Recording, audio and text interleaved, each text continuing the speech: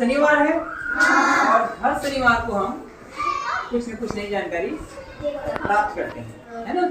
तो आज हम सीधे विषय में आते हैं और आज का जो हमारा विषय है वह है शारीरिक दंड। क्या है? शारीरिक दंड।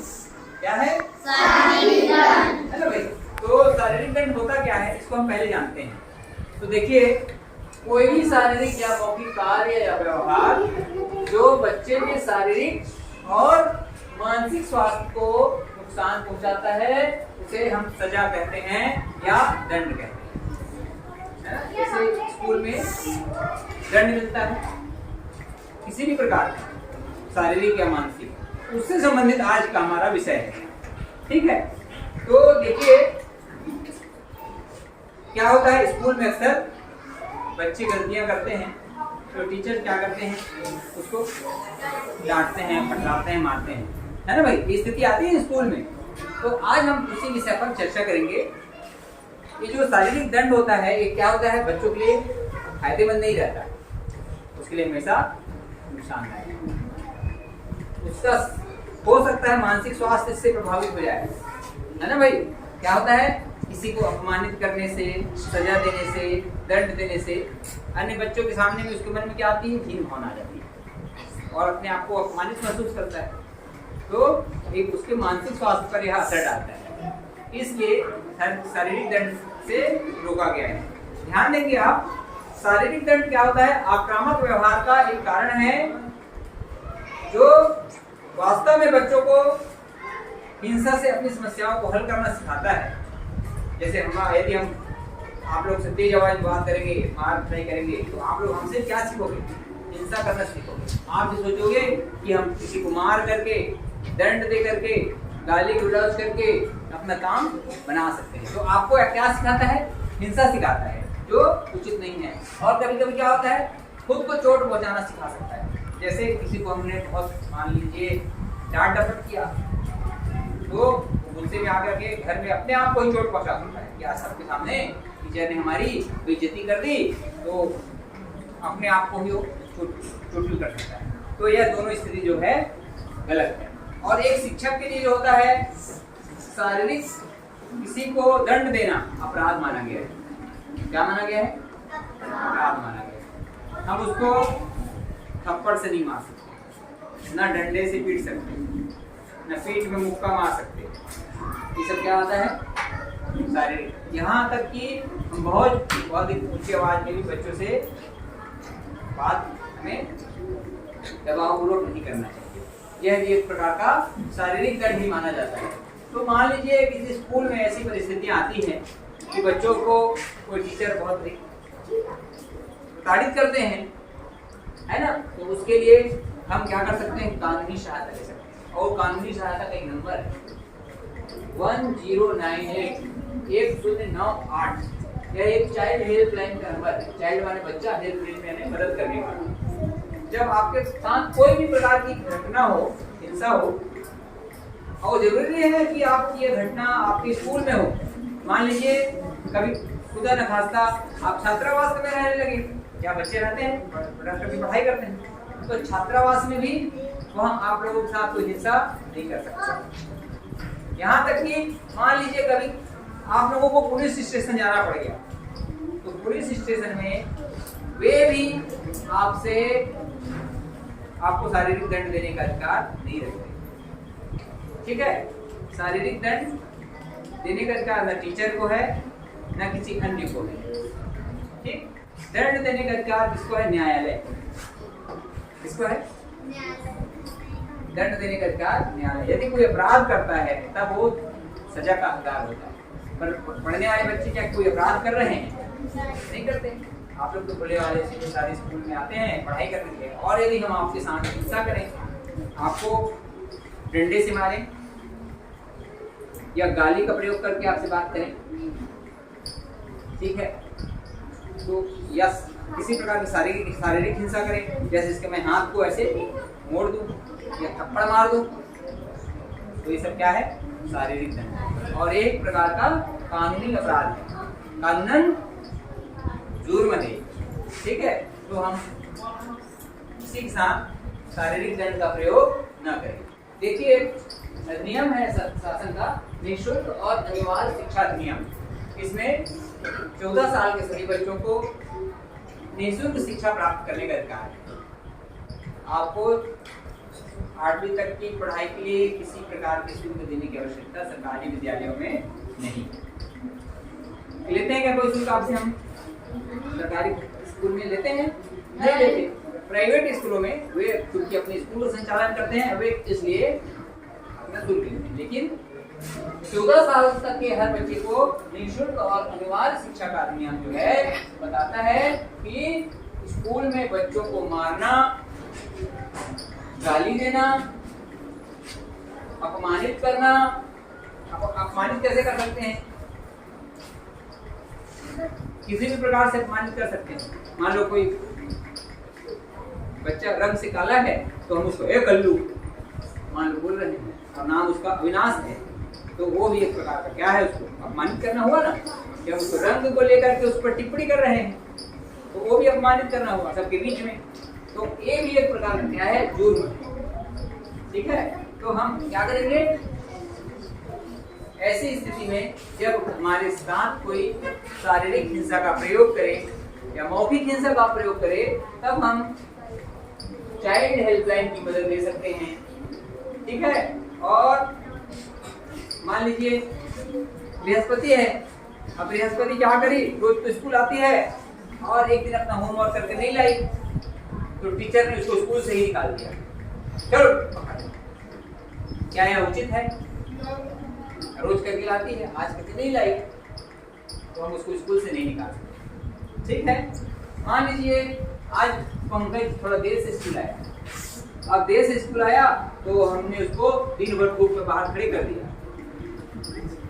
तो क्या है, उचित है? हो सकता है पंकज के घर में किसी का स्वास्थ्य खराब रहा हो सकता है पंकज को स्कूल आते वक्त पंकज की साइकिल पंक्चर हो गई हो, क्या हो सकता है पंकज की माता की तबीयत खराब हो जिसके कारण घर में खाना देर से बना हो।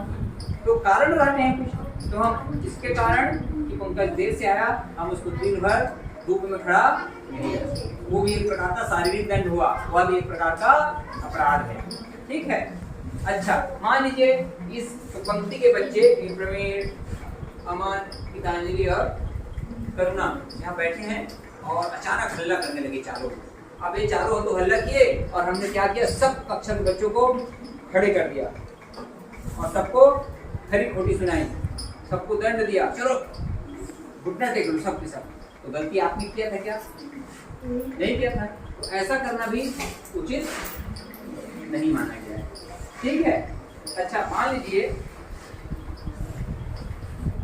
टेस्ट में किसी के नंबर कम आ गए परीक्षा में, तिमाही में, छमाही में, तो हम उसके कारण उसको डांट डपट करेंगे, तो ये भी उचित नहीं है। ठीक है, और मान लीजिए ये डस्टर है और बच्चा पीछे कोई हल्ला कर रहा है और मैं उसको फेंक के डस्टर से मार दूं, तो क्या कहलाएगा? शारीरिक दंड कहलाएगा। हो सकता है उसके आंख में लग जाए, कान में लग जाए, मस्तिष्क में लग जाए और बच्चा घायल हो जाए। तो मान लीजिए तो लकड़ी का है, इससे तो फेंक नहीं मारते, पर स्कूलों में अक्सर क्या लगा रहता है, कपड़े का डस्टर रहता है, उससे भी फेंक के हम किसी को मारने तैयारी नहीं। ठीक है, बच्चों को हम प्रेम से समझाएं और आपको भी बच्चों को भी यह चाहिए कि जब टीचर को मारने का अधिकार नहीं है, मारने पीटने का अधिकार नहीं है, गाली नहीं दे सकते, मौखिक हिंसा मतलब वो ऊंची आवाज में आपसे बात नहीं कर सकते, तब आप प्रेम से जब बोलते हैं टीचर, तब हम टीचर की बातों को माने, है ना भाई? तब तो टीचर कक्षा में अनुशासन बनाए रखेगा। और मान लीजिए हम प्रेम से बोल रहे हैं बार बार, बेटा चुप हो जाओ, आपके कारण आपके बगल वाले बच्चे को तकलीफ हो रही है समझने में और आप चुप नहीं होगे तो फिर कैसे बनेगा? इसलिए जब टीचर प्रेम पूर्वक कक्षा में आपको कुछ सिखाते हैं तो आपको भी क्या चाहिए, उनकी बातों को अच्छे से अमल में लाना चाहिए, सुनना चाहिए। और है ना भाई, ये नहीं कि टीचर सबको चुप करा रहे हैं और आप लोग गप मारने लगे पीछे तरफ, तो ऐसा क्योंकि ऐसे होने से क्लास में सबको दिक्कत होती है, एक को थोड़ी होती है। मान लीजिए हम कुछ समझा रहे हैं आपको और कक्षा से अचानक शोरगुल की आवाज आ गई, तो क्या होगा? समझ पाओगे आप लोग? हल्ला करने वाले तो दो ही बच्चे रहेंगे, परंतु आपको समझ किसी को नहीं आएगा। इसलिए हमें भी यह चाहिए कि हम कक्षा में अनुशासन बनाए रखें। ठीक है, और देखिए, मान लीजिए स्केल पट्टी है, ये काटो, स्केल पट्टी का ठीक है, और एक पढ़ाने के लिए हमारी छड़ी है, ये मान लीजिए स्केल पट्टी है, और हमने क्या किया,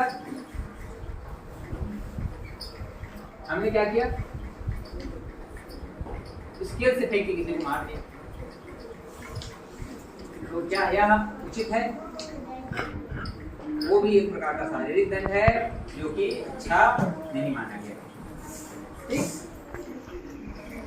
अब देखिए, मान लीजिए ये सब स्थितियां हो गई, आपके साथ किसी ने ऐसा शारीरिक दंड का प्रयोग किया, तो आप किसको सूचित करेंगे? किसको सूचित करेंगे? अपने माता पिता अभिभावक को बताएंगे, ठीक है। और 1098 में आप स्वयं कॉल करके सूचना दे सकते हैं कि मेरे साथ यह अत्याचार हो रहा है, तो वो चाइल्ड हेल्पलाइन वाले आपकी मदद करेंगे। ठीक है बच्चों, तो इस तरह से हमें क्या करना है, शारीरिक दंड से क्या करना है, अपनी रक्षा करनी है, क्योंकि शारीरिक दंड से क्या होगा, आपका मानसिक स्वास्थ्य भी प्रभावित होगा, है ना। मान लीजिए किसी को हमने मारा और उसको चोट लग गई, तो फिर आपका स्वास्थ्य प्रभावित, और साथ ही मानसिक स्वास्थ्य भी होता है। मानसिक स्वास्थ्य में आपको लगेगा सबके बीच में, देखिए इस कक्षा में 50 बच्चे हैं हम लोग, और टीचर ने मेरे को भी डांटा, मेरे को ऊंची आवाज में बात की है, बाकी किसी से नहीं की, तो उसको अपमानित होगा। कैसा लगता है, टीचर बार बार मेरे को ही अपमानित कर, तो ऐसी स्थिति ना आए, इसके लिए हमको क्या करना है, हम सबको अनुशासन का पालन करते हुए टीचर के द्वारा प्रेम से बताई गई बातों को मानना भी है। ये नहीं कि हम अरे टीचर को डांटते हैं, मारते हैं, फटकारते हैं करके हम खाली इसमें चाइल्ड हेल्पलाइन में रिपोर्ट करने लगे। हम भाई इसको समझाने का उद्देश्य क्या है, स्कूल क्यों आते हैं? अच्छी बातों सीखने के लिए आते हैं, और अच्छी बातों कब सीख पाएंगे, जब हम कक्षा के अनुशासन का पालन करेंगे। जैसे अभी आप सब लोग चुप हो, बढ़िया शांति से क्यों बैठे हो, देखिए टीचर आपको कुछ बता रहे हैं, ऐसे ही सभी टीचर की क्लास में आपको क्या करना है, शांति से बैठना है। तो खेलने की छुट्टी के समय में आप जितना खेलना खेलिए, तो कक्षा के भीतर आप कहीं हाथ बढ़ाने लगे, एक बच्चे कहीं पिक्चर में देखा, कभी कभी दिखाता है टीचर पढ़ा रहे हैं, एक बच्चे कागज का हवाई जहाज बनाया और कक्षा में उड़ाने लगा, तो टीचर को भी गुस्सा आएगा, वो भी तो आदमी है ना भाई। हम यहाँ कहीं प्रेस पढ़ा रहे हैं और एक बच्चे टीचर कहीं हवाई जहाज उड़ाएगा ऐसे, और कहीं नाव बना लेगा, और नाव बना के चल मेरी नाव कहीं चलाने लगेगा, टीचर डिस्टर्ब होगा पढ़ाते समय। तो ऐसी स्थिति ना आए, इसके लिए आप लोगों को भी मदद करनी है टीचर की, है ना भाई। क्योंकि देखिए किसी किसी कक्षा में बहुत सारे बच्चे रहते हैं ना, हमारे विद्यालय में देखिए कितने बच्चे हैं, है ना, बहुत सारे बच्चे, टीचर कितने हैं। अब ऐसे में आपको स्कूल को संभालना है तो कैसे करेंगे, आप हमारी मदद करोगे तब संभाल पाएंगे ना, आप हमारी बात को मानोगे तब हम आपको समझा पाएंगे, अन्यथा हमको भी मनुष्य है, हमको भी गुस्सा आता है। तो आप भी प्रयास करिए कि हमारे कारण से टीचर को गुस्सा ना आए, और जब टीचर अच्छे से पढ़ाएंगे, आप भी अच्छे से पढ़ोगे तो अच्छे से आपको समझ में आएगा। ठीक है बच्चों, तो आज के हम शनिवार में इतने ही बताएंगे। थैंक यू वेरी मच, आप सबने